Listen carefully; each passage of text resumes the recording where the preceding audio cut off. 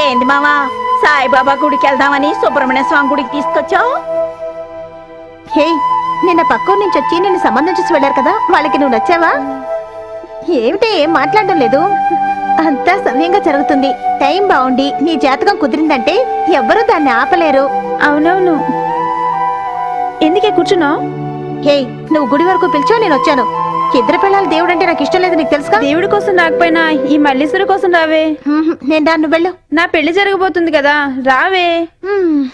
వెళ్ళి త్వరగా వెళ్ళి దాక్కో. ఎందుకండి దాక్కోమని చెప్తున్నారు? వస్తుంది, ఎవరో చూడు. ఎవరు?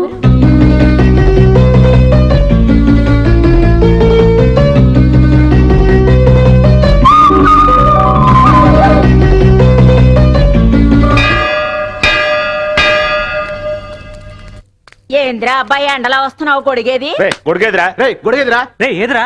గొడిగేదని ఒకళ్ళనొకళ్ళు అడుగుతారేటా? గొడిగి ఎవరి దగ్గర ఉందో వాడ్రా అంటే ముందుకే. అక్క ఎంగిలే. నమస్కారం. రండి రండి కూర్చోండి. మంత్రి గారు, ఈయన మా అల్లుడు. పక్కూరులో పెద్ద మోతుబరి. మీ అమ్మాయిని అడగడానికి వచ్చారు. జీవితాంతం నిన్ను మీ అమ్మాయిని ఎలాంటి లోటు లేకుండా చూసుకుంటారు. నువ్వేమంటావు? పక్క ఊరు పెద్దనాయుడు గారు అబ్బాయే కదా. ఇది వరకే మీ ఊరు పంచాయతీలో పెళ్ళయిందని మాట్లాడుకున్నారు కదా. ఇప్పుడు ఆ విషయాలు ఎందుకు? వియ్యంకుడు చేసిన పని అది. వదిలేస్తామా వాణ్ణి?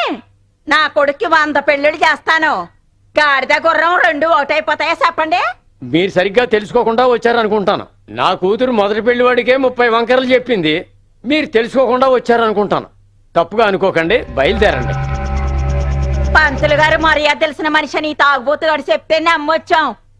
మర్యాద కిలో ఎంత అడిగేలా ఉన్నారే పంతులు గారు. నానా, వాళ్ళని బయటకు పంపి మీరు లోపలికి రండి. ఎవతే అదే పెద్దోళ్ళు మాట్లాడుకుంటుంటే మధ్యలో దూరం మాట్లాడుతుందా? పెళ్లి మా అమ్మాయికే కదా. అందుకని ఎవరితో ఏం మాట్లాడాలో తెలియదు. నేనేం తప్పుగా మాట్లాడలేదండి, మీరే తప్పుగా వచ్చారు. ఇంతవరకు ఎవరు నన్ను అవమానించింది లేదు. నేను ఒప్పించి చేసుకోగలను, లేదా లేపుకెళ్ళైనా చేసుకోగలనే. పిల్లని అడగడానికి ఒక మగాడిగా వచ్చుంటారనుకున్నాను, కానీ పెళ్ళాన్ని ఇంట్లో పెట్టి తన చీర కట్టుకుని వచ్చుంటారని నేను అనుకోలేదు. నన్నే అవమానిస్తావా?